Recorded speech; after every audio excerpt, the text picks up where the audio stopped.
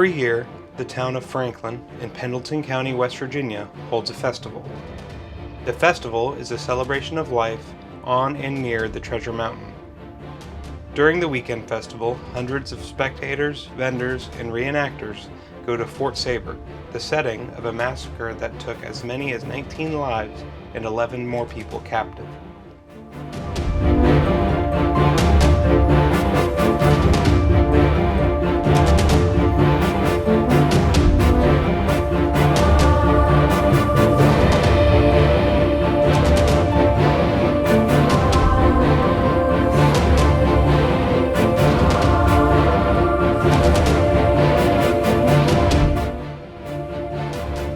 The Fort Seybert Massacre is one of the area's most well-known tragedies. The Treasure Mountain Foundation's efforts to keep this history alive and not let those lives be forgotten has resulted in thousands of men, women, and children learning the history of this otherwise small town.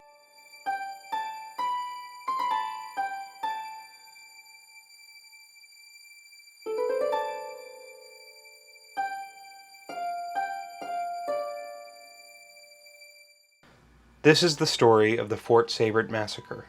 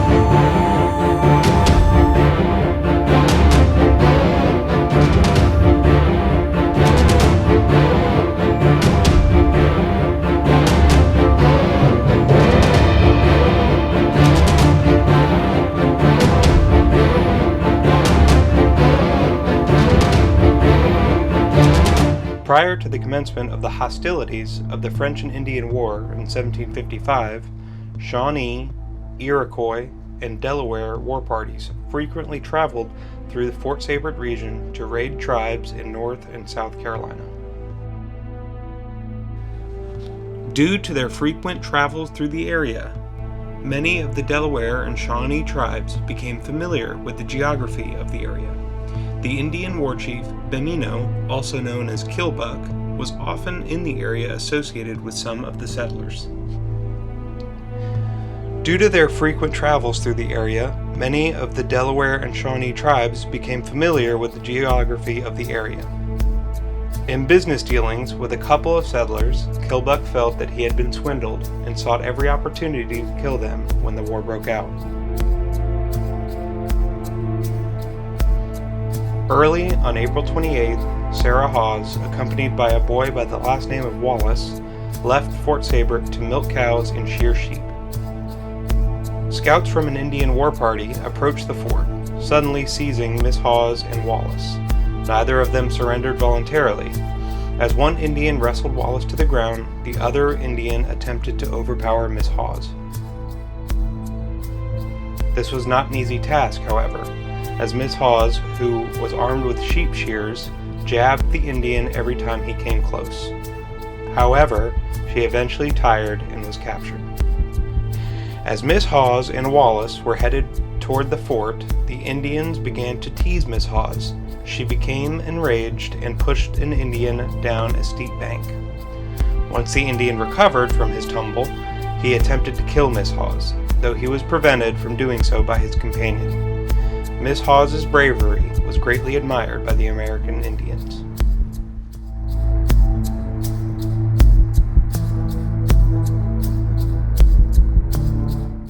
Shortly afterward, William Dyer, who was returning from a hunting trip, was ambushed and killed a short distance away from the fort by incoming Indians that were taking position to help with the upcoming assault.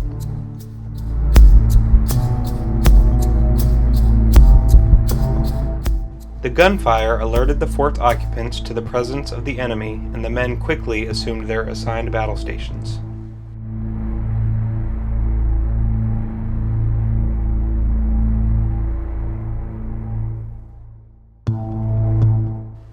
As the Indians encircled the fort, Nicholas Seybert, son of Jacob Seybert, the fort's commander, wounded one of the Indians. The Indian peeked around the side of a large rock and was shot in the head by a young Seybert. The other Indians, enraged by the loss of their comrade, laid siege to the fort, in an exchange of musket fire between the two parties.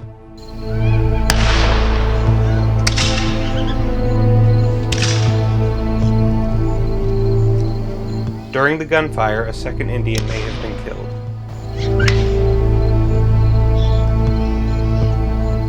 Killbuck, the war chief, began to worry after being informed that one of his warriors had been critically wounded and would probably die soon.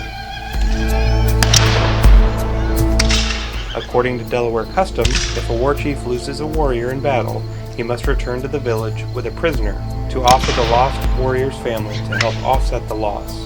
The family had the option of adopting the prisoner or torturing them to death. Torturing the prisoner to death was a way to relieve some of the anguish felt by losing an important family member.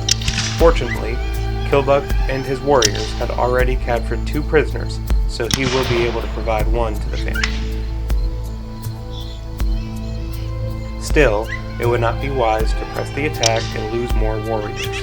If he returned to the village without enough prisoners to replace all of the warriors lost, he will likely be forced to forfeit his position as war chief. With this in mind, he decided to change strategies. He announced to the fort in English, "Hear me, I am Killbuck, chief of the warriors that surround you. Surrender and you will be given good treatment. If you do not surrender, my warriors will enter your fort and kill all of you."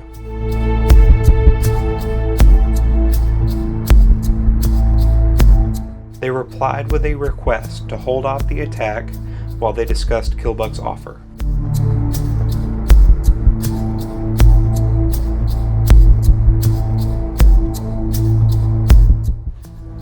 As they deliberated, 2 factors probably weighed heavily on their decision. First, the fort's garrison at the time only consisted of 5 to 6 men and a few teenage boys. Most of the men that normally made up the garrison had left the fort the day before, either on militia duty or to obtain supplies.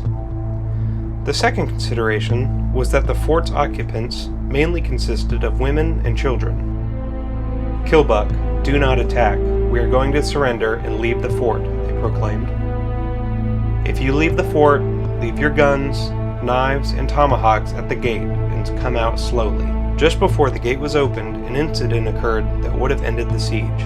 Nicholas Seybert, stationed in the upper level of the blockhouse, took aim at Killbuck. But just as he was pulling the trigger, his aim was spoiled by his father Jacob, in the dirt near Killbuck. Killbuck later admitted that had he been killed, his warriors would have broken off the siege and returned home. The highly superstitious warriors would have considered the murder of their war chief a bad omen.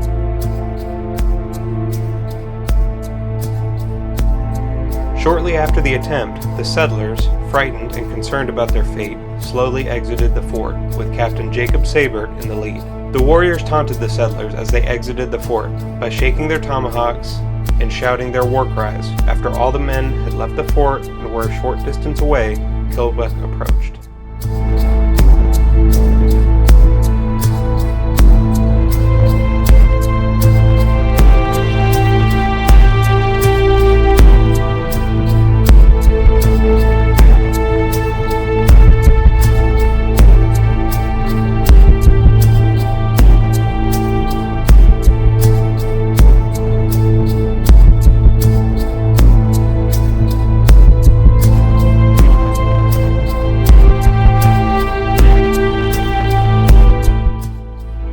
Killbuck greeted Captain Seybert by striking him in the mouth with the butt of his rifle. The settlers panicked and fled in all directions. During the confusion that followed, several settlers had escaped. The settlers' unfamiliarity of Native American war customs probably thought that after the cruel treatment of Seybert and the Indian war cries coupled with their shaking tomahawks, they would surely be massacred. In reality, the shouting warriors were only jovially celebrating the easy victory. This incorrect interpretation would soon be fatal to many of the settlers.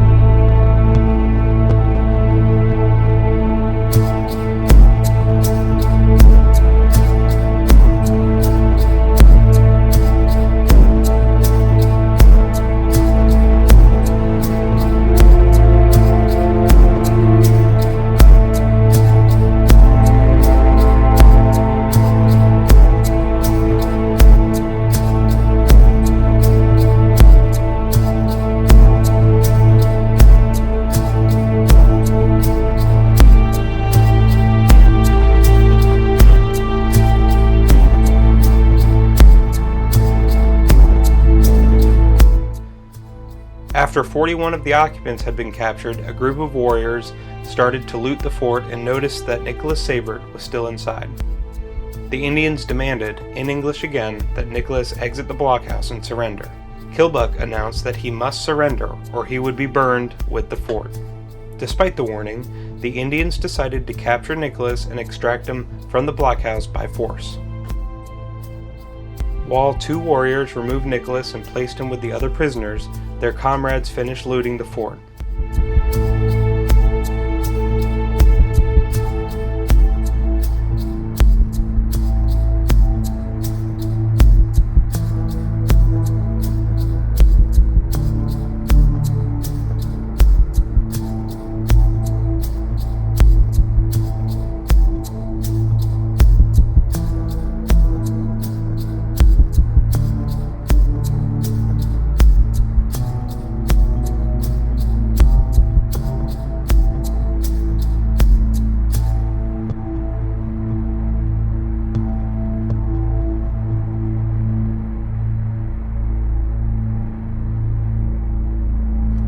Once the loot had been removed, the fort was set on fire.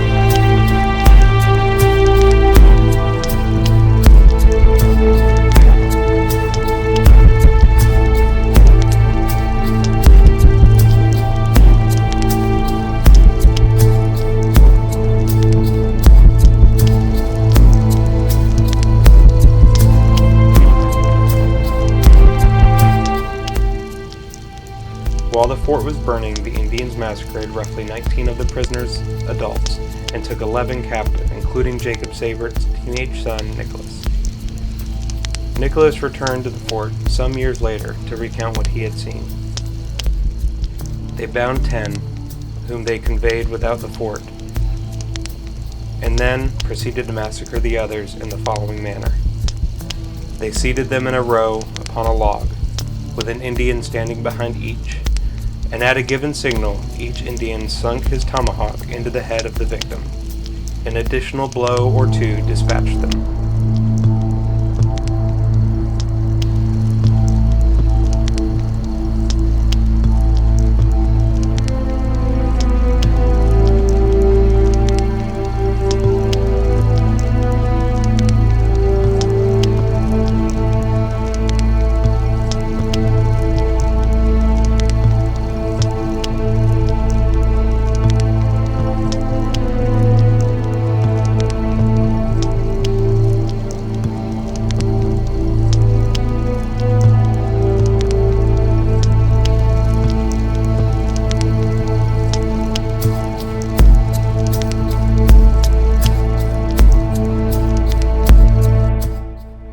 Today, Fort Seybert is home to 218 people, with a larger population of 1,357 when accounting for the surrounding unincorporated land. It is the hope of the Treasure Mountain Festival that no matter how long their festival and reenactments continue, there will always be knowledge of this tragedy.